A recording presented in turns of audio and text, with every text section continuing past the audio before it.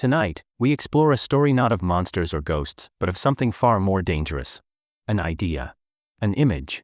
Something so powerful, it could slip quietly into your mind, spread like a virus, and infect millions without a sound.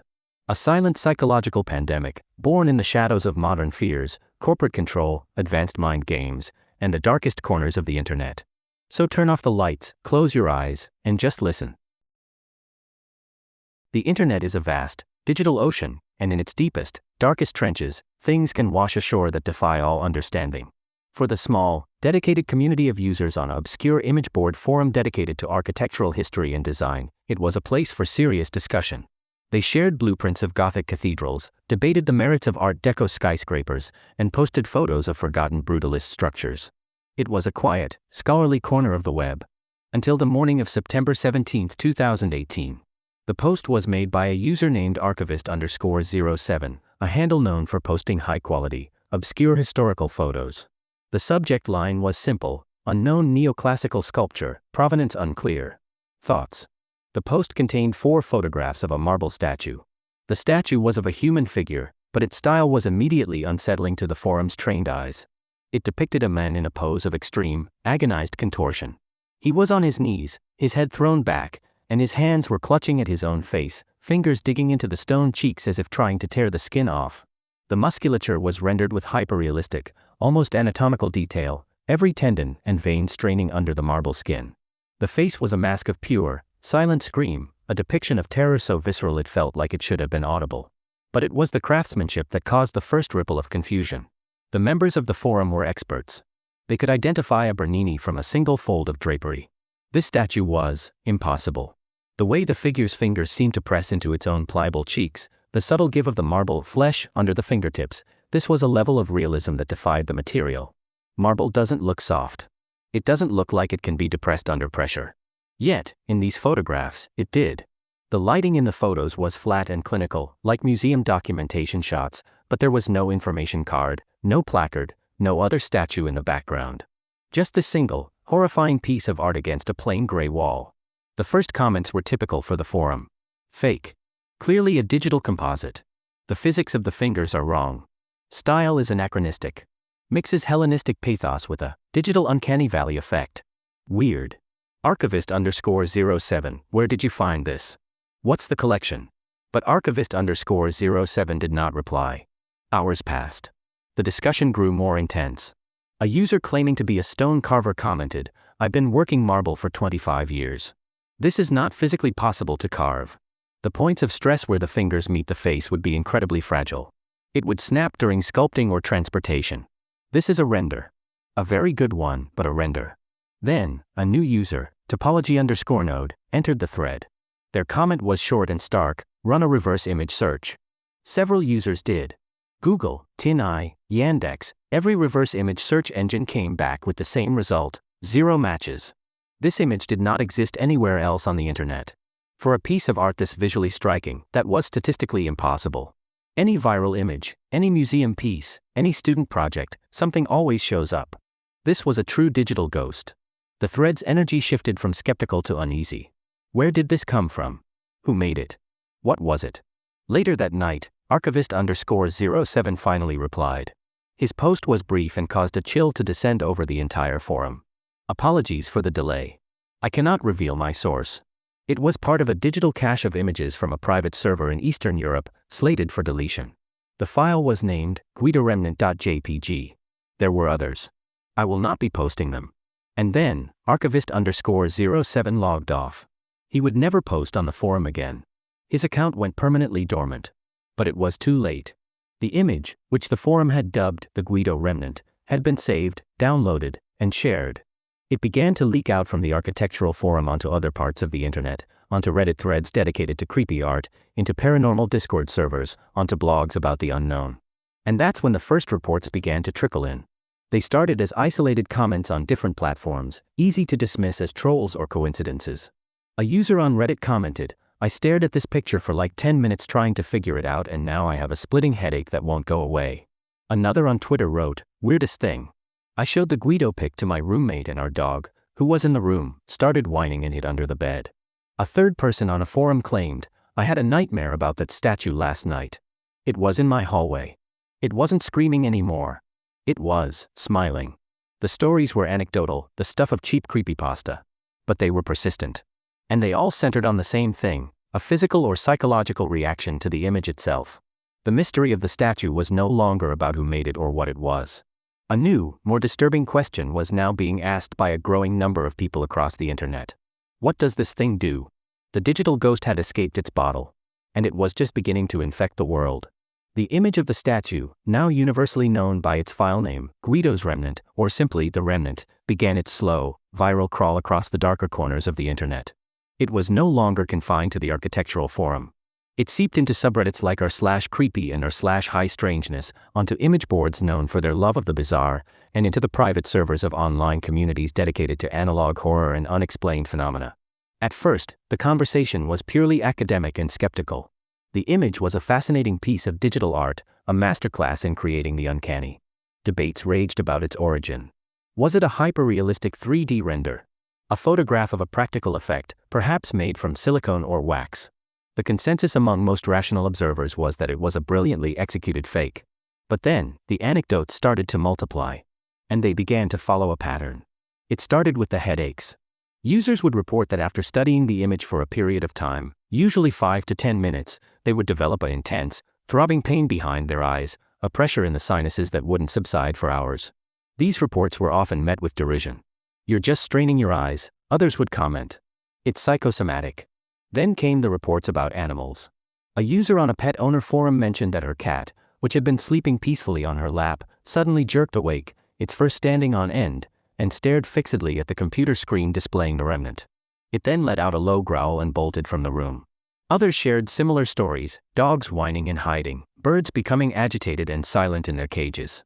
Animals, with their senses often tuned to frequencies humans can't perceive, seemed to have a unified, negative reaction to the image. The most disturbing reports, however, were about dreams.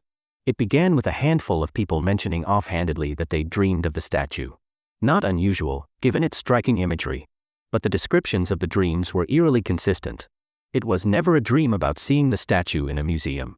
The dream was always the same. The dreamer would be in their own home, often at night. They would walk into a room, a hallway, a living room, a basement, and the statue would be there. It was always already there, as if it had always been there. And in the dream, the statue was no longer screaming. Its hands were down, resting at its sides. And on its face was a calm, placid, knowing smile. The dream was never accompanied by a sense of horror, but by a profound and terrifying wrongness. Dreamers would wake with a feeling of deep dread, a conviction that something had visited them, and a compulsion to check their homes to ensure they were truly alone.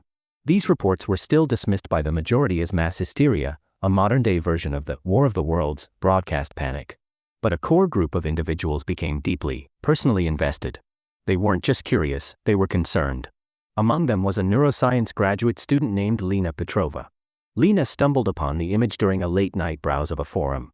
As a scientist, she was fascinated by the reported psychological effects. She was also deeply skeptical. She decided to conduct an informal experiment. She downloaded the highest-resolution version of the image she could find and began to analyze it not as art, but as data.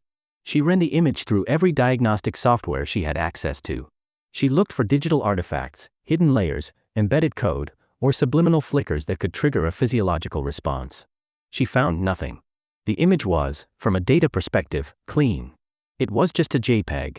Frustrated, she then did what any good scientist would do: she blinded herself.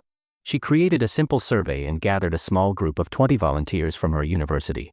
She placed them in a controlled lab environment, monitoring their heart rate and EEG brainwave patterns. She showed 10 of them the remnant image for a controlled 5-minute period. The other 10 were shown a control image, a similarly tense but known piece of art, Jericho's The Raft of the Medusa. The results were inconclusive but troubling. The subjects who viewed the remnant showed a statistically insignificant but noticeable increase in beta brainwave activity, associated with alertness and anxiety, compared to the control group. 2 of the 10 reported a mild headache afterward. One described a feeling of being watched during the test. It wasn't proof of anything paranormal, but it was a curious data point. It suggested the image had a measurable, if slight, psychophysiological impact. Lena published her informal findings on a research blog. It was there that she was contacted by a man named David Kiernan. Kiernan introduced himself as a former archivist for a now-defunct investment firm that had acquired numerous esoteric and private collections over the years. His email was terse and direct. "Ms. Petrova," it read. "Your findings are interesting because they correlate with my own. The file name Guido Remnant is not arbitrary. I believe Guido refers to a little-known Italian artist named Guido Santoro, who worked in the late 19th century. He was a sculptor obsessed with capturing extreme human emotion in marble. He was also, by all accounts, quite mad.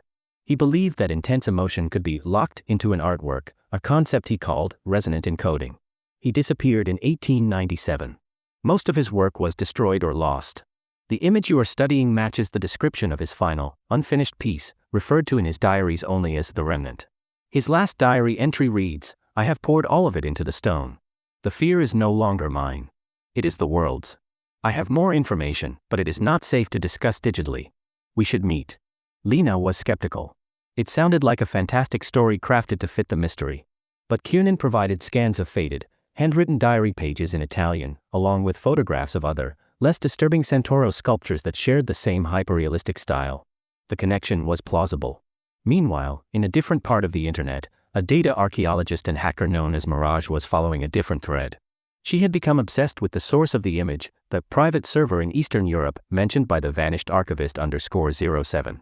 Using her skills, she began tracing the digital crumbs left by archivist _07's original post. It was a difficult trail, expertly covered, but Mirage was persistent. The three threads of the mystery, the historical, the scientific, and the digital, were now rapidly spiraling toward each other. Lena Petrova, the neuroscientist, was intrigued but wary of David Kiernan's story. It sounded like the plot of a bad horror movie, a mad artist, a cursed sculpture, a lost masterpiece. Yet, the diary pages he provided were compelling. The sketches of other works, while less disturbing, shared the same impossible anatomy and hyperrealistic anguish. Guido Santoro, if he was real, was a genius. Or a monster. Agreeing to a meeting felt reckless, but the scientist in her needed to see his evidence firsthand. They arranged to meet in a quiet, neutral location, the reading room of a large metropolitan library. Kiernan turned out to be a man in his late 50s, with the tired eyes of a lifelong academic and the nervous demeanor of someone who had been looking over his shoulder for a long time. He carried a worn leather satchel bulging with documents. "It's not a curse, Dr. Petrova," he said, his voice low, almost a whisper, as he laid out photocopied pages from Santoro's diaries on the large wooden table between them. "That's a primitive way of looking at it. Santoro was a radical materialist. He didn't believe in magic. He believed emotion was a physical, quantifiable force, a vibration, a resonance, that could, under extreme conditions, be impressed upon matter itself. He called it psychic seismography. He wasn't carving stone, he was using it as a recording medium." Lena listened, her skepticism battling a growing sense of awe. Kiernan explained that Santoro's later works were attempts to capture specific, powerful emotions, terror, despair, ecstasy. The Remnant was his final and most ambitious project, an attempt to capture the pure essence of existential dread. According to the diaries, the process involved the artist subjecting himself to unimaginable psychological torment to generate the signal he would then imprint into the marble through weeks of focused carving. He believed the sculpture didn't just depict fear, Kiernan said, tapping a passage in the diary. He believed it was fear. A battery of it. And that those who perceived it with the right sensitivity would experience a discharge. The headaches, the dreams, it's a form of psychic resonance. Lena shook her head. "That's not science. That's pseudoscience. Emotion isn't a radio wave. Isn't it?" Kiernan countered. "We accept that a piece of music can alter our mood, that a painting can evoke sadness. Santoro just believed this process could be made literal, direct, and unbearably potent. He wasn't trying to evoke a feeling, he was trying to transmit it." While Lena was wrestling with Kiernan's 19th century concepts, the hacker, Mirage, was dealing with a terrifyingly modern counterpart. Her discovery of the Project Mnemosyne server logs had set off alarm bells. She hadn't just been locked out, her own systems had been hit with a sophisticated counter-intrusion attack, a warning shot across her bow. It was clear the entity behind the project was powerful and did not want its secrets uncovered. Driven by a mix of fear and defiance, Mirage used a daisy chain of proxies and encrypted channels to reach out to Lena. Their first communication was a brief, encrypted message, "Heard your blog. Kiernan is right but blind. The company didn't find the statue. They replicated it. Meet me. Digital only. Now." A frantic, three-way encrypted chat session began between Lena, Kiernan, and the anonymous Mirage. Mirage, Project Mnemosyne isn't an art project. It's a black-budget R&D program. Their goal is synthetic cognitive resonance. SCR. They want to engineer stimuli, images, sounds, that produce predictable, powerful neurological and emotional states in a target population. A single image that can induce calm in a riot, or panic in an enemy population. The ultimate non-lethal weapon. Kiernan, my God. They found Santoro's work. They're using his principles. Mirage, they found more than his work. They found his notes. His theories on resonant encoding were the missing piece they needed. But they couldn't find the original remnant statue. So they used his notes and modern tech to recreate it. They made a digital version. A perfect, infinitely reproducible copy. Lena, the image I tested, it's a weapon. Mirage, it's a prototype. A test asset. And according to their logs, the test was too successful. The effect was stronger and more migratory than they predicted. It wasn't supposed to leave their closed network. Your archivist_07 was probably a low-level data janitor who stumbled upon it and uploaded it, not knowing what it was. He didn't leak a picture. He released a virus. A cognitive virus. The pieces snapped together with horrifying clarity. The corporation, which Mirage identified only by the codename Janus, had taken Santoro's insane, antiquated theory and, using advanced neurological modeling and AI, had turned it into a working weapon. The Guido remnant image was not a photograph of a statue. It was a digital recreation, an engineered stimulus designed to act directly on the human limbic system, bypassing conscious thought to induce a specific state of primal fear. The headaches were a neurological side effect, the brain struggling to process the unnatural signal. The animal reactions made sense. They were picking up on the subliminal stress signals the image was triggering in their humans, or perceiving the frequency themselves. The dreams were the most frightening data point, the brain attempting to process and rationalize the implanted fear after the fact, creating a recurring mental schema, the statue in the home, now smiling. The infection was replicating itself in the theater of the mind. The image was a meme in the truest, most dangerous sense of the word, an idea that acts as a virus for the mind. And it was loose on the internet. It was being shared, downloaded, viewed. Every new person who saw it was another host, another node in a growing network of low-level dread.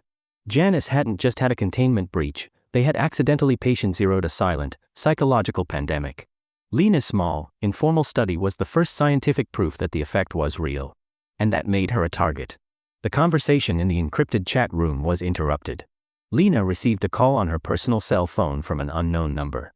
A calm, professional voice on the other end identified themselves as a representative of Janus Holdings. They knew about her research. They commended her methodology. They offered her a highly paid consulting position on Project Mnemosyne, with full access to their research. The offer was phrased as an opportunity, but the subtext was a threat: come work for us, or be silenced. Simultaneously, Kiernan texted her, 2 men in black suits just entered the library. They're looking around. I'm leaving. Don't try to contact me again. Mirage's final message flashed on the screen, they're tracing this. They're on to you, Lena. They want their asset back. And they will erase anyone who gets in the way. You need to run. Now. Lena Petrova sat in the stark silence of her lab, the hum of her computer suddenly sounding ominous. The abstract mystery had just become terrifyingly real. She wasn't studying a curious internet phenomenon anymore. She was caught in the middle of a corporate black ops project that had weaponized a piece of art. The statue wasn't in a museum or a forgotten castle. It was in her server, in her research notes, and now, imprinted in the minds of thousands of people online. The door to the lab hallway clicked open. She hadn't heard the elevator. The footsteps that echoed down the corridor were measured, deliberate, and getting closer. They stopped outside her lab door. The Guido remnant was no longer just an image on a screen. Its silence had become a scream. And it was standing right outside her door. The footsteps stopped outside Lena's lab door. Time seemed to compress, each second stretching into an eternity. Her heart hammered against her ribs, a frantic drumbeat against the low hum of her servers. Every instinct screamed at her to hide, to barricade the door, to call for help. But who could she call? The men outside her door were likely to help. Instead, a cold, clinical clarity descended upon her. She was a scientist in a lab. This was her domain. And she had a weapon they didn't understand. Her eyes darted to her primary monitor. The encrypted chat with Mirage was still open, a final message glaring, you need to run. Now. Running was not an option. They would find her. But fighting back, that was a variable they might not have calculated for. The door handle began to turn. In one fluid motion, Lena grabbed the external hard drive containing her research and the high-resolution source file of the remnant. She yanked the cables out and slammed her finger on the physical power switch of the main server tower, killing the entire network in her lab. The monitors went black.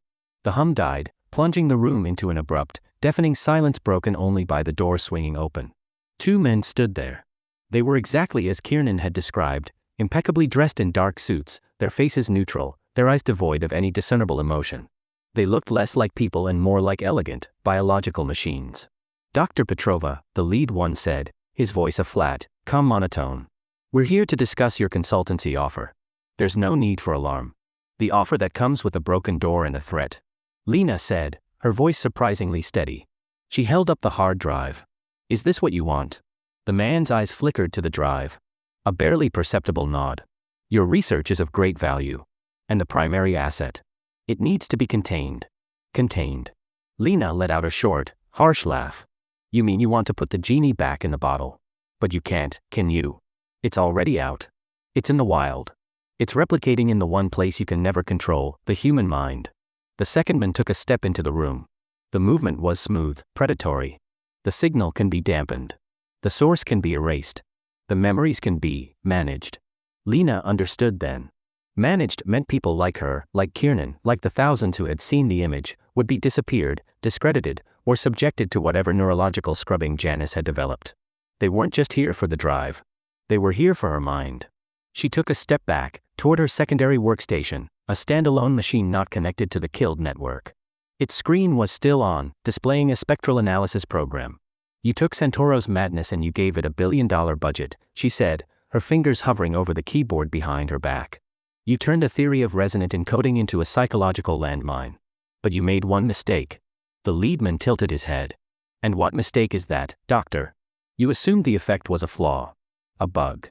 An unwanted side effect of an unstable prototype. Her fingers found the keys, typing blind, inputting a command she had prepared days ago out of sheer scientific curiosity. You never considered that it might be a feature. That the migratory nature of the asset wasn't a failure of containment, but its intended function. On the screen behind her, the program activated. It wasn't designed to analyze the image anymore. It was designed to amplify it. Lena had written a script that stripped away the visual noise of the JPEG, isolating the unique, low-frequency waveform pattern she had theorized was buried within the pixel data, the resonant signal itself. And now, she was pumping that pure, isolated signal directly through the lab's high-fidelity audio speakers, but at a frequency just below the range of human hearing. A low, subaudible thrum filled the room. It was a vibration more than a sound, a pressure in the teeth and the bones. The two men froze. Their perfect, neutral masks finally cracked. A flicker of confusion crossed their faces. The lead man brought a hand to his temple. What are you doing? He demanded, his voice losing its robotic calm. You built this thing to be a targeted weapon, Lena said, her voice rising over the oppressive hum. But Santoro didn't make a weapon. He made a message. A warning. And warnings are meant to be heard. She increased the gain. The vibration intensified, becoming a physical force. Papers on a desk began to tremble. A glass of water she'd left out developed intricate, vibrating patterns on its surface. The second man stumbled, clutching his head. The signal, it's raw, it's not modulated for, he gasped, his professional composure utterly gone, replaced by raw, animal distress. The lead man's eyes were wide with something Lena never thought she'd see in them, fear. He wasn't trained for this. He was trained for coercion, for intimidation, for clean, physical solutions. He wasn't trained to fight a ghost in the machine, an idea made manifest. You're amplifying the cognitive resonance, he whispered, as if finally understanding the monster his company had created. I'm broadcasting it, Lena corrected. The pressure was building in her own head, a terrible, familiar headache spiking behind her eyes. But she held her ground. She was the source now. The statue was in the room with them, and its silent scream was all they could hear. The two men couldn't take it. The soundless noise was short-circuiting something fundamental within them. They staggered back, away from her, out the door and into the hallway, stumbling over each other in their rush to escape the invisible frequency. Lena didn't wait. The moment they were gone, she killed the transmission. The silence that rushed back in was heavy and profound. She grabbed the hard drive, her bag, and ran out the back exit of the building, disappearing into the neon-drenched anonymity of the city night. She was a fugitive now. But she had something they wanted. And she had learned their weapon's true nature. In the days that followed, The online chatter about the Guido remnant didn't fade away. It evolved. The reports of headaches and nightmares began to be accompanied by something new, a strange, shared sensation among those who had been deeply affected. They described a sudden, inexplicable moment of clarity, a feeling of profound dread that was immediately followed by a powerful sense of warning. It wasn't a fear of the statue itself anymore. It was a fear for something else. For the world. A unified, subconscious anxiety about the invisible architectures of control being built around them. The image had done its job. Santoro's remnant was not a recording of fear. It was a carrier wave for a truth. Janus had tried to weaponize a warning, and in doing so, they had accidentally inoculated a small part of the world against the very future they were trying to build. Lena Petrova, now somewhere off the grid, finally understood. The statue's agonized scream wasn't a cry of pain. It was a scream into the void, a message bottled in stone and now unleashed in code. You are being manipulated. You are not alone. Be afraid of the right things. The Guido remnant was never lost. It was waiting. And its message was finally being heard. And that was a glimpse into how one idea, just an image, can ripple through minds, changing the way people think, fear, and act. A reminder that the most dangerous viruses aren't always biological. If this story made you think, don't forget to like and subscribe for more chilling explorations of the hidden side of our world. Thank you for listening. Until next time, stay aware.